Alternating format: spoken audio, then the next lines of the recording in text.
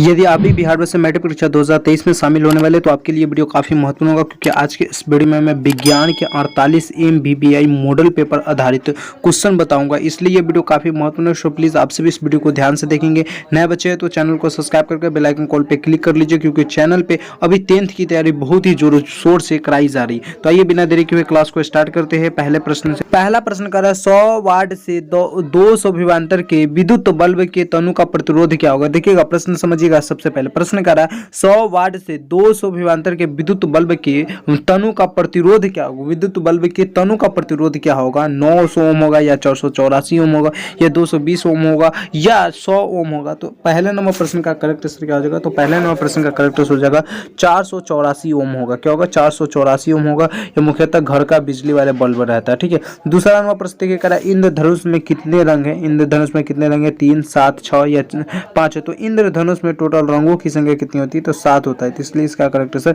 B हो जाएगा। आइएगा तीसरे नंबर प्रश्न पे चर्चा करेंगे। तीसरा नंबर प्रश्न कह रहा है घरेलू विद्युत परिपथ में विद्युमन ने तार धनात्मक तार का रंग, यानी घरेलू विद्युमन यानी हम घर में जो तार का उपयोग करते हैं उसमें धनात्मक यानी प्लस वाले तार का रंग कैसा होता है, लाल होता है, हरा होता है, काला होता है या पीला होता है। तो इसका करेक्ट आंसर हो जाएगा लाल हो जाएगा। ठीक है, और ऋणात्मक का क्या रहता है, तो काला रहता है ज्यादातर। तो इसका करेक्ट आंसर यहाँ पे ए हो जाएगा। अगला प्रश्न चौथा नंबर प्रश्न कह रहा है काकरापार नाभिकीय विद्युत संयंत्र किस राज्य में स्थित है। काकरापार नाभिकीय विद्युत संयंत्र किस राज्य में स्थित है, गुजरात, कर्नाटक, राजस्थान, महाराष्ट्र। तो इसका करेक्ट आंसर हो जाएगा गुजरात में। काकरापार नाभिकीय विद्युत संयंत्र किस राज्य में स्थित है, तो गुजरात राज्य में स्थित है। आइएगा अगला प्रश्न पे चर्चा करेंगे। पांचवा नंबर प्रश्न देखिए कह रहा है किस दर्पण का फोकस दूरी ऋणात्मक लिया जाता है। किस दर्पण का फोकस दूरी ऋणात्मक लिया जाता है, समतल दर्पण का, अवतल दर्पण का, उत्तल दर्पण का या इनमें से सभी। तो किस दर्पण का फोकस दूरी ऋणात्मक लिया जाता है, तो पांचवें नंबर प्रश्न का करेक्ट उत्तल दर्पण का फोकस दूरी होता है जो ऋणात्मक लिया जाता है। इसका करेक्ट आंसर यहाँ पे ये हो जाए। अब देखिए छठा नंबर प्रश्न कह रहा है लेंस की फोकस दूरी एफ और वक्रता त्रिज्या आर में क्या संबंध होता है, यानी मुख्य रूप से पूछ रहा है कि फोकस दूरी बराबर क्या होता है सूत्र।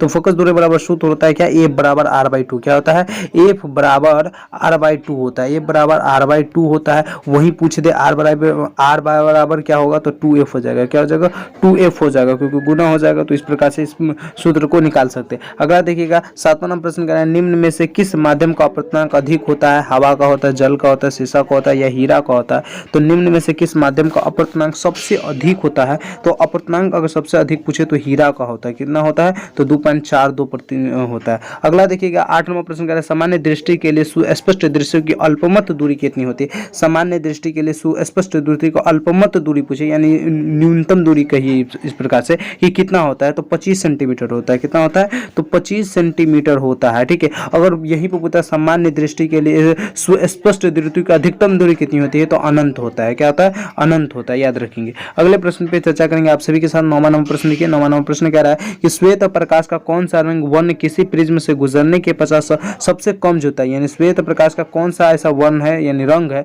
जो प्रिज्म से होकर जब गुजरता है, प्रिज्म से होकर जब गुजरता है तो सबसे कम झुकता है, बैगनी, नीला या लाल या पीला। तो 9वें नंबर प्रश्न का करेक्ट आंसर क्या हो जाएगा, तो 9वें नंबर प्रश्न का करेक्ट आंसर हो जाएगा लाल। कौन सा रंग सबसे कम झुकता है, तो लाल सबसे कम झुकता है, याद रखेंगे। ठीक है, लाल कब से सबसे कम झुकता है। इस प्रश्न का आंसर ये हो जाएगा। अगले प्रश्न देखिए 10 नंबर प्रश्न। 10 नंबर प्रश्न कह रहा है निकट दृष्टि को किस लेंस के उपयोग द्वारा संशोधित किया जा सकता है, यानी निकट लेंस को हम किस लेंस के द्वारा संशोधित कर सकते हैं, इसमें कुछ बदलाव कर सकते हैं, अवतल लेंस के द्वारा या उत्तल लेंस के द्वारा या द्विफोसी लेंस के द्वारा या इनमें से सभी लेंस के द्वारा। तो निकट दृष्टि को किस लेंस के उपयोग द्वारा संशोधित किया जा सकता है, यानी निकट दृष्टि दोष अगर हुआ है तो हम कौन से लेंस से उसका संशोधित कर सकते हैं, ठीक कर सकते हैं, तो अवतल लेंस। क्या हो जाएगा, अवतल लेंस हो जाएगा। अगला प्रश्न देखिए 11 नंबर प्रश्न कह रहा है। 11 नंबर प्रश्न कह रहा है वैद्युत प्रतिरोधकता निर्भर करता है। वैद्युत प्रतिरोधकता निर्भर किस पर रहता है, चालक की लंबाई पर, चालक के अनुप्रस्थ पर या चालक के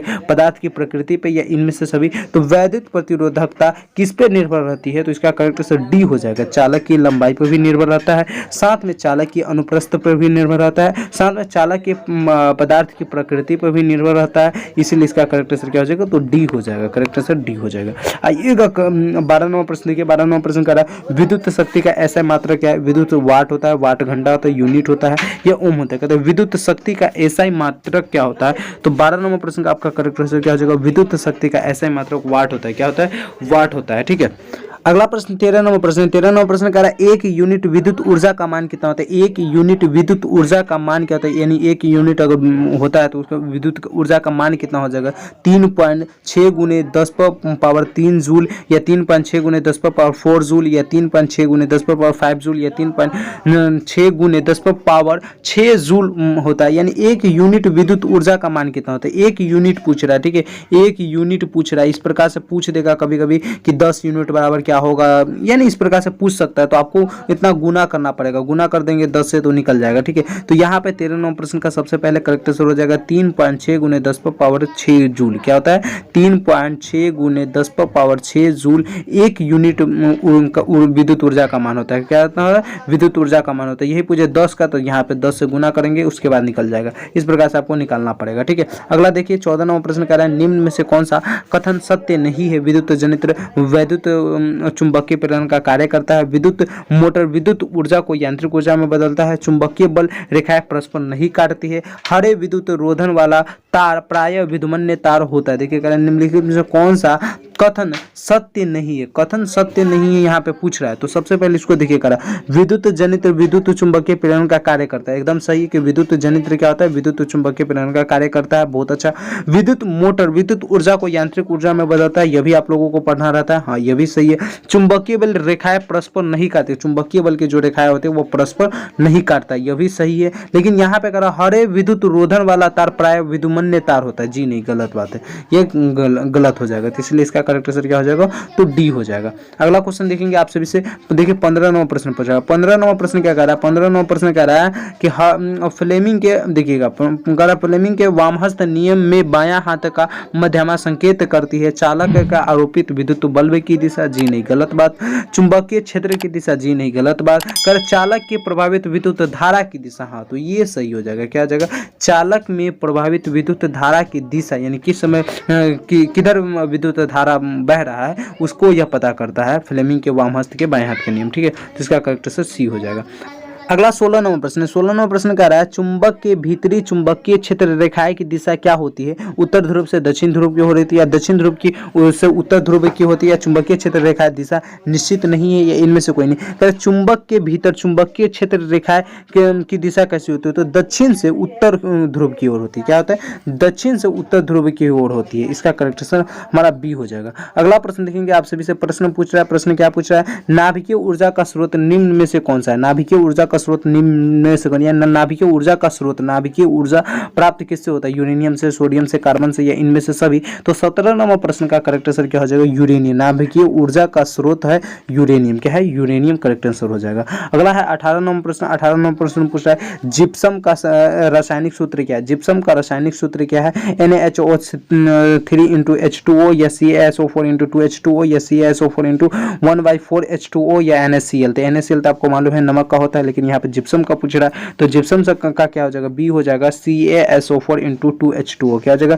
जिप्सम का अगर पूछे तो CaSO4 × 2H2O हो जाएगा। अगला प्रश्न देखिएगा क्लोरीन Cl की परमाणु संख्या। क्लोरीन की परमाणु संख्या, आपको परमाणु संख्या 1 से लेकर 30 तक कम से कम याद रहना चाहिए। अगर यह याद रहेगा तो आपके केमिस्ट्री का बहुत सारा क्वेश्चन ऐसे ही सॉल्व हो जाएगा, ठीक है। तो 19 नंबर प्रश्न का करेक्ट आंसर क्या हो जाएगा, यहाँ पर पूछ रहा है क्लोरीन की परमाणु संख्या, तो क्लोरीन की परमाणु संख्या 17 होता है। अगले प्रश्न पे चर्चा करेंगे, आपका 20 नंबर प्रश्न है। सामान्यतः एथेनॉल को क्या कहा जाता है। सामान्यतः एथेनॉल को हम क्या कहते हैं, एल्कोहल कहते हैं, एल्डिहाइड कहते हैं, दोनों कहते हैं, इनमें से कोई नहीं। तो एथेनॉल को हम क्या कहते हैं, तो एथेनॉल को हम एल्कोहल भी कहते हैं। एल्कोहल होता है, ये प्रकार का यू कहे ना, तो शराब वाला चीज होता है, ठीक है। अगला प्रश्न देखिए, 21 नंबर प्रश्न कर रहा है कली चूना का रासायनिक सूत्र क्या है। कली चूना का रासायनिक सूत्र पूछा है, Ca × OH2, या CaO, या CaCO3, या Ca × HCO3 2 तो यहाँ पे है ना कली चूना का रासायनिक, तो यानी चूना का रासायनिक सूत्र यहाँ पे हमसे पूछ रहा है। तो 21 नंबर प्रश्न का करेक्ट आंसर क्या हो जाएगा, 21 का करेक्ट आंसर हो जाएगा CaO। क्या हो जाएगा, CaO होता है। अगला है 22 नंबर प्रश्न। 22 नंबर प्रश्न कह रहा है कि जल के वैद्युत अपघटन में कैथोड का कौन सा गैस मुक्त होता है। कह रहा है जल के वैद्युत अपघटन में कैथोड का कौन सा गैस मुक्त होता है, ऑक्सीजन, हाइड्रोजन, ऑक्सीजन में हाइड्रोजन, या ओजोन। तो 22 नंबर प्रश्न का करेक्ट आंसर हो जाएगा, 22 नंबर प्रश्न का करेक्ट आंसर हमारा क्या हो जाएगा, बी हो जाएगा, हाइड्रोजन। क्या हो जाएगा, हाइड्रोजन करेक्ट आंसर हो जाएगा। अगले प्रश्न पे चर्चा करेंगे आप सभी के साथ। 23 नंबर प्रश्न कह रहा है बेकिंग सोडा का रासायनिक सूत्र क्या होता है? तो बाबू बेकिंग सोडा का एकदम महत्वपूर्ण क्वेश्चन है, काफी बार यह प्रश्न पूछा जाता है कि बेकिंग सोडा का रासायनिक सूत्र बताए, बेकिंग सोडा का रासायनिक सूत्र बताए, लेकिन हमें याद ही नहीं रहता। तो इस प्रश्न को तो आपको हर हाल में याद कर लेना पड़ेगा। ऐसे ही ये जो मॉडल सेट की तैयारी कर रहे हो, ये सारे मॉडल सेट की बहुत ही वीवीआई क्वेश्चन है, इसलिए आप सभी को इस प्रश्न को अच्छे से याद करना पड़ेगा, इन सारे 48 प्रश्नों को। ठीक है, वीडियो को 2 से 3 बार देखेंगे, तैयारी को बेहतर करेंगे। ठीक है, तो 23 नंबर प्रश्न का करेक्ट आंसर क्या हो जाएगा? ए ही हो जाएगा। NaHCO3 क्या होता है? बेकिंग सोडा का रासायनिक सूत्र पूछे तो NaHCO3 इसका रासायनिक सूत्र होता है। अगले प्रश्न पे चर्चा करेंगे आप सभी के साथ। 24 नंबर प्रश्न का कौन सा पदार्थ नीले लिटमस पत्र को लाल कर देता है?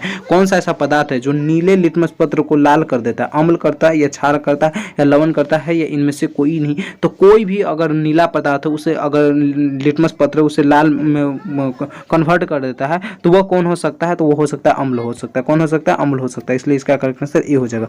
25 नंबर प्रश्न का मिल्क ऑफ मैग्नीशियम का पीएच मान होता है, यानी मिल्क का मान के ऊपर क्या का मिल्क ऑफ मैग्नीशियम का मान क्या होता है? तो 25 नंबर प्रश्न का करेक्ट आंसर 10.5 होता है। 10.5 पीएच होता है। क्या होता है? 10.5 पीएच इसका मान होता है, याद रखेंगे। अगला प्रश्न है आप सभी के लिए 26 नंबर प्रश्न कह रहा है कि निम्न में कौन सा अधातु चमकीला है? निम्न में कौन सा अधातु है जो चमकीला है? एक अधातु तो है लेकिन वो चमकीला है। धातु चमकीला होता है आपको मालूम है, लेकिन अधातु भी चमकीला, आयोडीन या सल्फर या ब्रोमीन या सेलिनियम। तो देखिए यहाँ पे आप पूछ रहा है अधातु, तो अधातु में है ना जो आयोडीन होता है या नमक होता है, या नमक देखते हैं कितना चमकीला रहता है, तो इसीलिए इसका करेक्ट आंसर क्या हो जाएगा? ए हो जाएगा। ठीक है, पूरे प्रश्न मैं आप सभी को समझाते भी चल रहा हूं, तो इसलिए आप सभी को इस प्रश्न को समझना भी। ठीक है, अगला प्रश्न देखिए 27 नंबर प्रश्न कह रहा है कि निम्न में से कौन सा धातु अत्यधिक अभिक्रियाशील है? Al aluminium, Na sodium, Ca calcium, Mg magnesium. तो यहाँ पे करेक्ट आंसर हो जाएगा Na सोडियम। क्या हो जाएगा? Na सोडियम करेक्ट आंसर हो जाएगा। अगला प्रश्न देखेंगे 28 नंबर प्रश्न कह रहा है ऑक्सीजन परमाणु के 72 कक्षा में इलेक्ट्रॉनों की संख्या कितनी?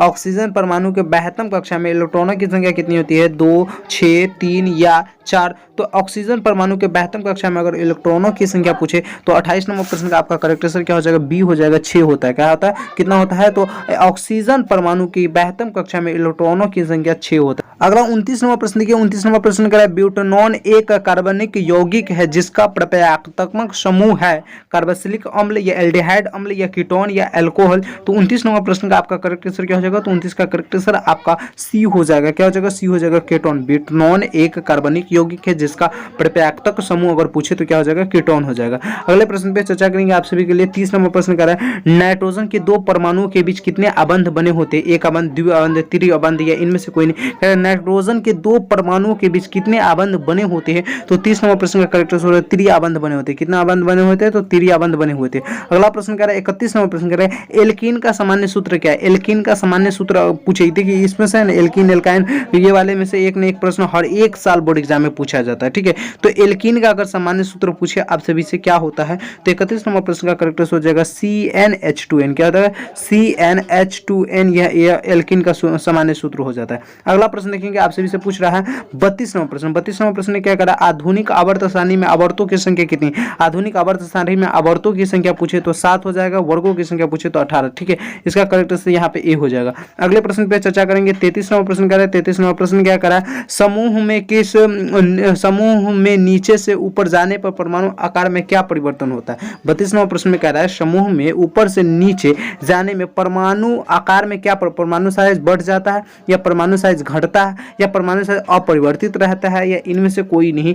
तो समूह में ऊपर से नीचे जाने पर परमाणु आकार क्या होता है? तो इसका करेक्ट आंसर हो जाएगा बढ़ जाता है, साइज बढ़ जाता है। परमाणु साइज क्या हो जाता है? तो बढ़ जाता है, इसलिए इसका करेक्ट आंसर ए हो जाएगा। 34 नंबर प्रश्न देखिए, काफी कमाल का क्वेश्चन है। 34 नंबर प्रश्न कह रहा है कौन सा एंजाइम इम्लीकृत वसा का पाचन करता है? पेप्सिन, ट्रिप्सिन, लाइपेज या इनमें से कोई नहीं? तो कौन सा एंजाइम है तो इम्लीकृत वसा का पाचन करता है? तो लाइपेज हो जाएगा। इसका 34 नंबर प्रश्न का करेक्ट आंसर क्या हो जाएगा? लाइपेज हो जाएगा। अगला प्रश्न देखेंगे आप सभी के लिए 35 नंबर प्रश्न है। 35 नंबर प्रश्न क्या कह रहा है? कह रहा है लाल रक्त कणिका को लाल कौन बनाता है? लाल रक्त कणिका यानी जो WBC होता है। ठीक है, WBC तो व्हाइट हो गया, RBC होता है, RBC हो गया रेड ब्लड सर्कुलेशन। तो यहाँ पे लाल रक्त कणिका को लाल कौन बनाता है? तांबे की यौगिक या लोहे की यौगिक या रावण की यौगिक या इनमें से कोई नहीं? तो यहाँ पे लवण की यौगिक, रावण नहीं है। तो यहाँ पे ना 35 नंबर प्रश्न का करेक्ट आंसर क्या हो जाएगा? तो लाल रक्त कणिकाओं को लाल कौन बनाता है? तो 35 नंबर प्रश्न का आपका करेक्ट आंसर क्या हो जाएगा? तो 35 नंबर प्रश्न का करेक्ट आंसर हो जाएगा जाएगा लोहा के यौगिक, क्या हो जाएगा लोहा के यौगिक करेक्ट आंसर हो जाएगा, क्योंकि लोहा पाया जाता है ना इसीलिए वह लाल बन जाता है। अगला देखिएगा 36वां प्रश्न कर रहा है, इनमें कौन फल पकाने के लिए प्रयुक्त होते हैं, यानी फल पकाने के लिए हम कौन से पदार्थों का प्रयुक्त, ऑक्सीजन का या जिब्रेलिन का या एथिलीन का या साइटोकाइनिन का। तो 36वां प्रश्न का आपका करेक्ट आंसर क्या हो जाएगा, तो जिब्रेलिन का। 36वां प्रश्न का करेक्ट आंसर एथिलीन हो जाएगा। क्या हो जाएगा, कौन सा ऐसा पदार्थ है जिसे हम फल पकाने में प्रयुक्त कहते हैं, तो एथिलीन, जिसको हम शायद ऐसे साधारण भाषा में कार्बाइड भी कहते हैं ना, तो यही हो जाएगा एथिलीन। अगला प्रश्न देखेंगे आप सभी के लिए 37वां प्रश्न कह रहा है। 37वां प्रश्न क्या कह रहा है, वह प्रक्रम जिसके द्वारा जीव अपनी जैसे संतानें को उत्पत्ति करते हैं कहलाता है जनन, डायफ्राम, निषेचन या भ्रूण। तो वह प्रक्रम जिसके द्वारा जीव अपनी जैसे संतान की उत्पत्ति करते हैं या संतान की पैदा करते हैं वह क्या कहलाएंगे, तो जनन क्रिया के द्वारा होता है, तो ये करेक्ट आंसर हो जाएगा। क्या हो जाएगा, ये जनन हो जाएगा। अगला प्रश्न देखिएगा 38वां प्रश्न कह रहा है, सामान्य प्रकोष्ठन रक्त दाब होता है, सामान्य प्रकोष्ठन रक्त दाब कितना होता है, 80 mm या 100 mm या 120 mm या 130 mm। पूछा है सामान्य प्रकोष्ठन रक्त दाब कितना होता है, तो 38वां प्रश्न का करेक्ट आंसर सी हो जाएगा, 120 mm। क्या होता है, 120 mm करेक्ट आंसर हो जाएगा। अगला प्रश्न है 39वां प्रश्न। 39वां प्रश्न क्या करा, पतियों में प्रकाश संश्लेषण द्वारा भोजन पादप के अन्य भागों में किसके द्वारा भेजा जाता है। प्रश्न को समझिएगा, करा पतियों में प्रकाश संश्लेषण द्वारा बना भोजन पादप के अन्य भागों में किसके द्वारा भेजा जाता है, जाइलम के द्वारा, फ्लोएम के द्वारा, रंध्र द्वारा या इनमें से सभी। तो 39वां प्रश्न का यहाँ पे आपका करेक्ट आंसर क्या हो जाएगा, तो 39वां प्रश्न का करेक्ट आंसर फ्लोएम द्वारा, किसके द्वारा भेजा जाता है, तो फ्लोएम के द्वारा पतियों में प्रकाश संश्लेषण जो भोजन बनता है उसे पौधे के अन्य भागों में किसके द्वारा भेजा जाता है,